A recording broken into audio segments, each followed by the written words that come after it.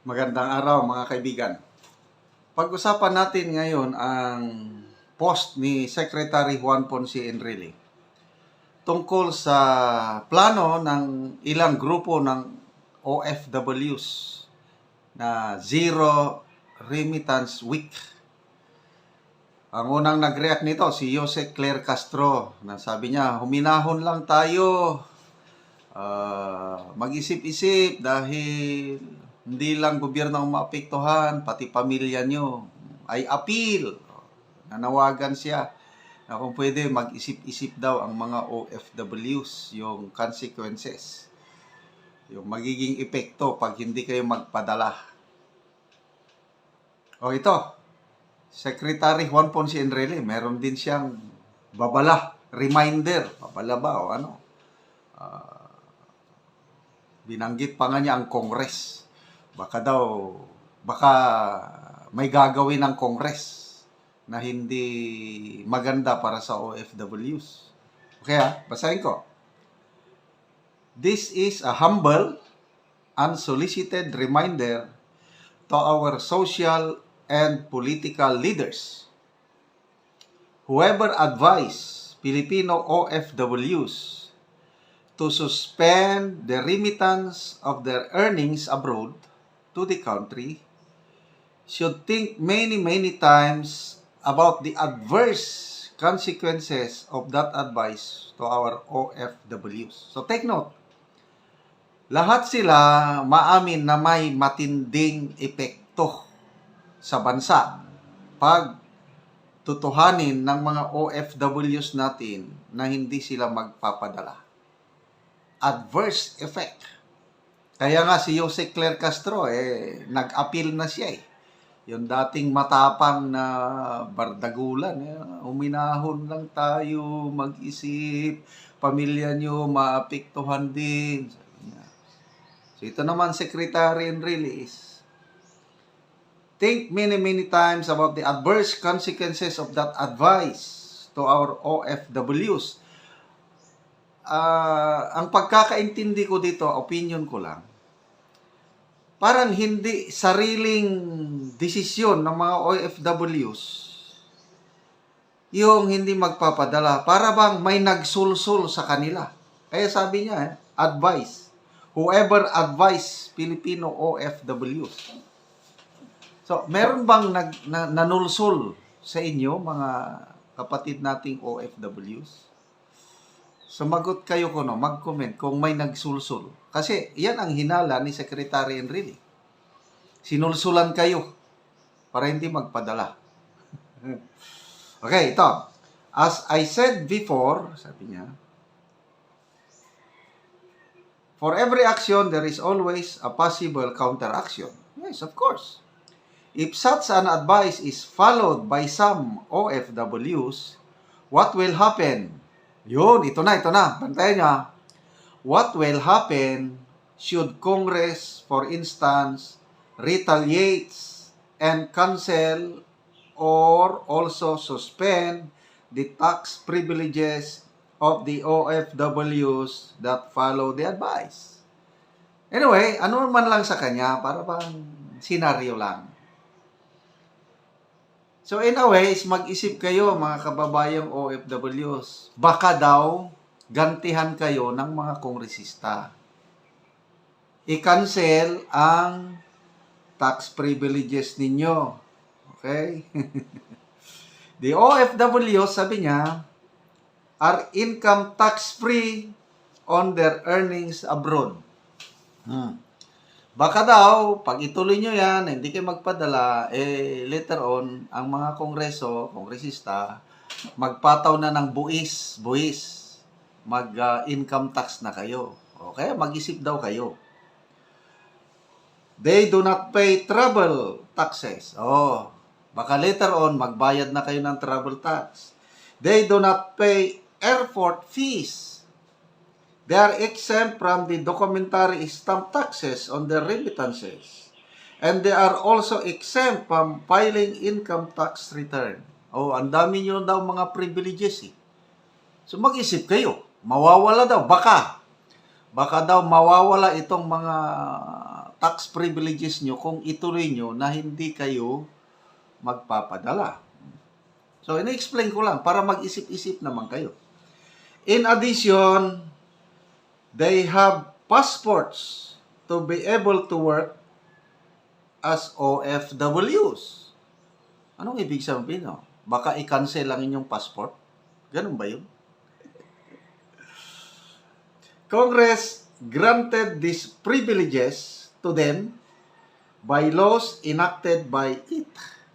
I earnestly suggest to our OFWs to study carefully that advice to them before they get burned by it. Nako, baka masunog daw kayo kung sundin nyo ang advice. Yan ang tanong ko. Meron bang nag-advise sa inyo nga politiko? Well, example, VP Sara o si PRRD. Sino pa? Mga PDP. Sila ba ang nagsulsul sa inyo na huwag kayong magpadala? Kasi yun ang pagkakaintindi ko, opinion ko dito sa post ni Senator Enrile. Sinulsulan daw kayo. Okay, so magbasa tayo ng mga comments. Teo Moreno, sabi niya, are you saying Congress will retaliate? Oh, yun din ang pagkakaintindi ko eh.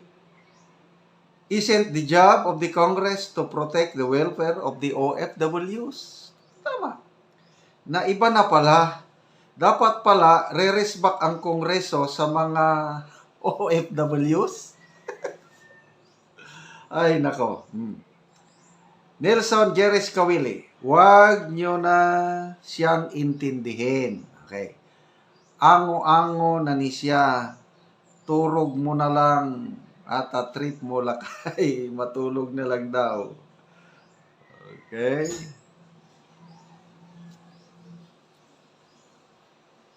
Sharon Rose Dacera, you started as suffer already, back to you lang yang ginagawang ganti sa inyong mga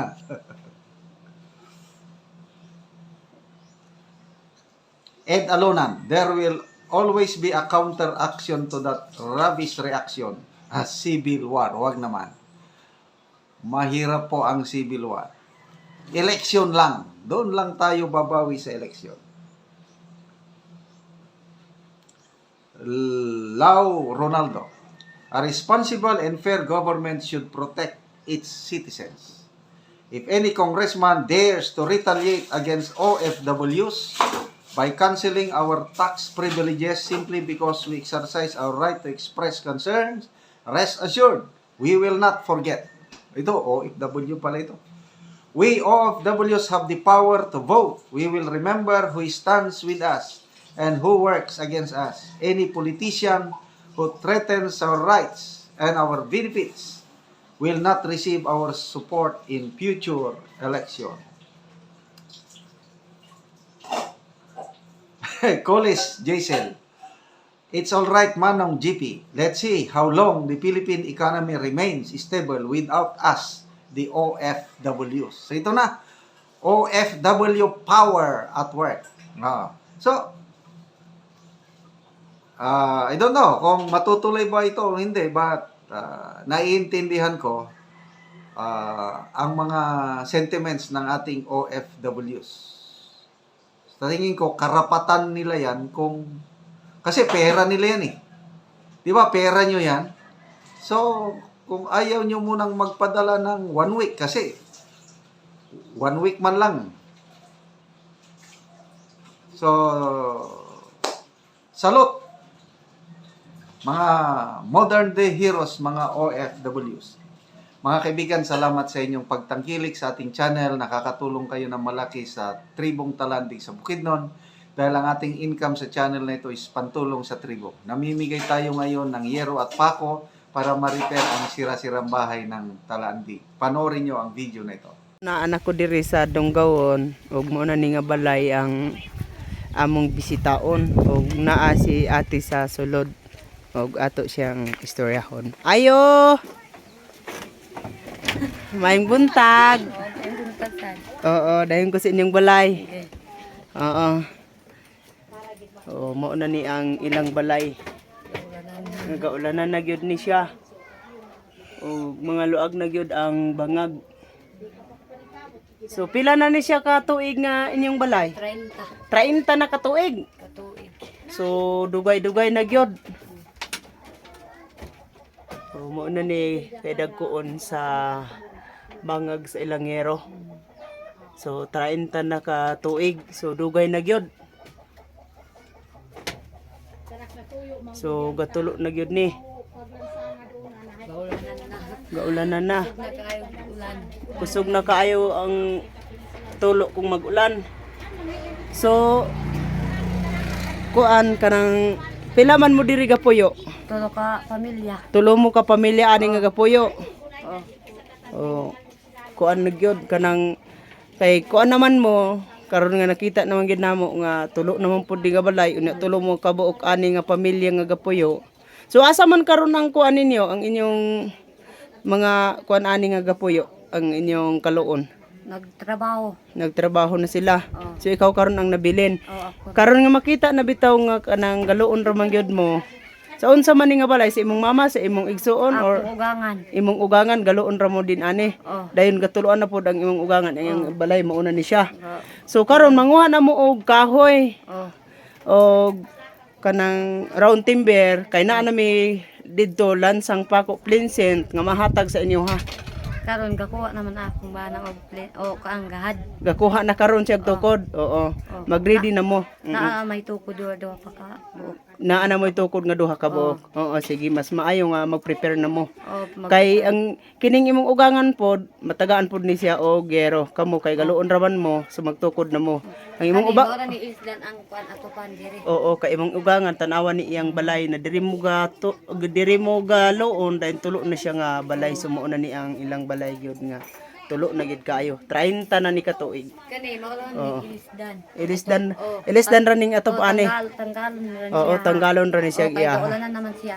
Sige, sige. So matagaan ni so duha mo ka pamilya ang Oh, matagaan. duha. Oo, sige, salamat. Kani dito man ni Oo, sige. isdan niya. Oo, sige, salamat.